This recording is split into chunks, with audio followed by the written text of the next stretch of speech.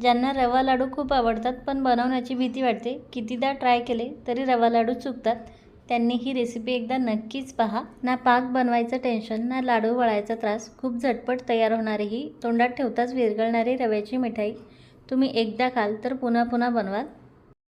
Hi friends, नमस्कार। मी अमृताच पाककलामध्ये तुम्हा सर्वांचं खूप खूप स्वागत। आज आपण रवा बर्फी कशी बनवायची हे बघणार आहोत। मागे आपण पाकातील रवा लाडू कसे बनवायचे हे पाहिले आणि माझ्या त्या रेसिपीला तुम्ही सगळ्यांनी खूप छान भरभरून प्रतिसाद दिला आणि तो प्रतिसाद पाहूनच म्हटलं त्या रेसिपीपेक्षा ही सोपी रेसिपी तुमच्याशी शेअर करावी, म्हणजे प्रत्येकाला ही रेसिपी बनवता येईल। ज्यांना पाकातील रवा लाडू खूप आवडतात पण बनवण्याची भीती वाटते त्यांच्यासाठी ही रेसिपी खूप फायदेमंद आहे, कारण आपल्याला पाक वगैरे बनवायचं काहीही टेन्शन नाही आणि टेस्ट बिलकुल पाकातील रवा लाडू सारखीच लागते आणि खूप कमी साहित्यात ही मिठाई तयार होते। तसेच आता रक्षाबंधनही येत आहे, त्यामुळे रक्षाबंधनसाठी तुम्हाला ही मिठाई खूप झटपट बनवता येईल।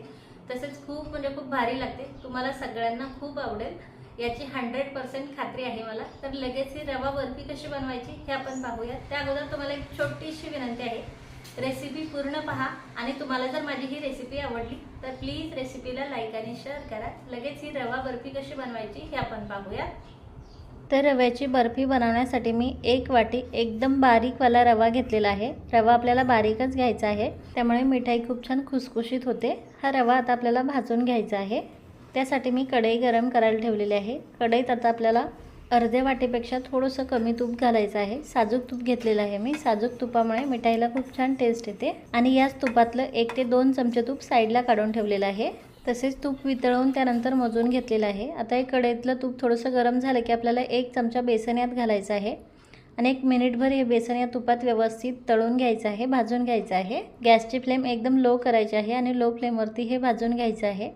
बेसन एक थोडंसं तळलं गेलं की लगेच आपल्याला रवा घालायचा आहे आणि रवा आता तुपात व्यवस्थित मिक्स करून घ्यायचा आहे। सुरुवातीला आता हे मिश्रण जरासं कोरडं होतं, पण जसं जसा रवा भाजत जातो तसं तसं मिश्रणाला थोडासा ओलसरपणा येतो, तूप सुटतं। तुम्ही पाहू शकाल हे मिश्रण आता कोरडं आहे। आता आपल्याला लो फ्लेमवरती त्याला व्यवस्थित भाजून घ्यायचं आहे। याचा कलर चेंज करायचा नाही आहे। 10 ते 15 मिनिट आपल्याला हा रवा एकदम लो फ्लेमवरती व्यवस्थित भाजून घ्यायचा आहे। 10 मिनिट रवा भाजून घेतल्याच्या नंतर याला थोडंसं तूप सुटायला सुरुवात झालेली आहे, तुम्ही पाहू शकाल। मगाशीपेक्षा आता हे मिश्रण थोडंसं असं ओलसर दिसते, कोरडं नाही आहे बिलकुल। आता अजून 5 ते 6 मिनिट आपल्याला याला व्यवस्थित भाजून घ्यायचं आहे। अजून 5 ते 6 मिनिट याला मी व्यवस्थित भाजून घेतलेलं आहे आणि टोटल 15 ते 20 मिनिट जवळपास पकडू शकता तुम्ही। लो फ्लेमवरती रवा मी व्यवस्थित भाजून घेतलेला आहे। याचा कलर एकदम लालसर वगैरे नाही आहे, तुम्ही पाहू शकाल। लगेच गॅस बंद केलेला आहे आता मी आणि यावरती 2 ते 3 चमचे दुधाची साय आणि दूध घालते आहे। यामुळे रवा थोडासा मऊ होतो आणि मिठाई खायला खूप छान खुसखुशीत लागते। ही सर्व प्रोसेस आपल्याला गॅस बंद केल्याच्या नंतर करायची आहे। चालू गॅसमध्ये जर केलं तर रवा लगेच दूध ॲब्झॉर्ब करतो आणि पाहिजे तसा फुलत नाही। रवा आपला व्यवस्थित फुललेला आहे। ही कढई मी उतरवून घेतली आणि दुसरी कढई आता गॅसवरती ठेवलेली आहे। यात आपल्याला त्याच वाटीने 1 वाटी साखर घालायची आहे आणि अर्धी वाटी पाणी घालायचं आहे। आता गॅस चालू करायचा आहे आणि सर्वात अगोदर आपल्याला ही साखर विरघळवून घ्यायची आहे। आपल्याला याचा एकतारी पाक वगैरे करायची गरज नाही, फक्त आपल्याला यातली साखर विरघळवून घ्यायची आहे।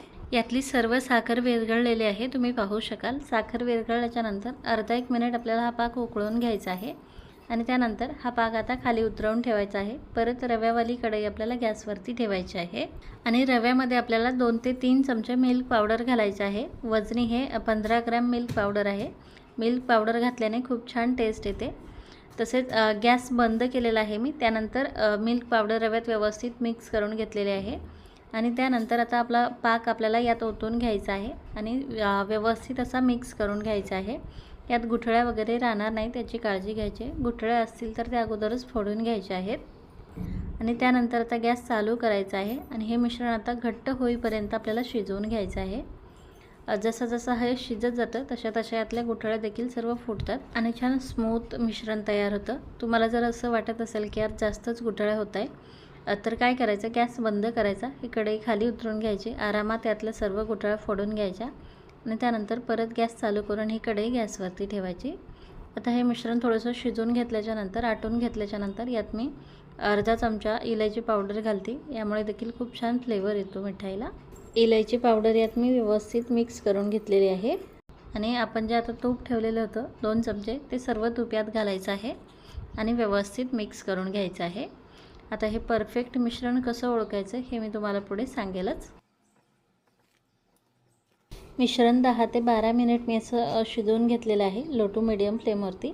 आता हे आपण चेक करूयात झालं आहे की नाही. तर आता यातलं थोडंसं मिश्रण एका प्लेटमध्ये घ्यायचं आहे आणि ते थंड करून घ्यायचं आहे. तोवर हे मिश्रण जास्त आटू नये यासाठी लगेच गॅस बंद करायचा आहे, कारण यात रवा असल्यामुळे हे मिश्रण थंड झाल्यावर अजून घट्ट होतं आणि त्यामुळेच आपल्याला हे मिश्रण अगोदरच जास्त घट्ट करून घ्यायचं नाही आहे. आता प्लेटमधलं मिश्रण थंड झाल्याच्या नंतर ते अशा प्रकारे चेक करून पाहायचं आहे. या मिश्रणाचा असा गोळा बनतो आहे म्हणजे मिश्रण आपलं परफेक्ट आहे.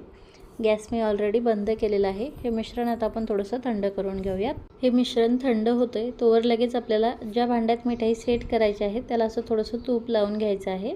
मिश्रण थोडंसं कोमट झाल्याच्या नंतर तुम्ही पाहू शकाल हे अजून घट्ट झालेलं आहे आणि जसं जसं हे थंड होत जातं तसं तसं हे घट्ट होत जातं. आता हे मिश्रण मी तूप लावून घेतलेल्या ताटात ओतून घेते.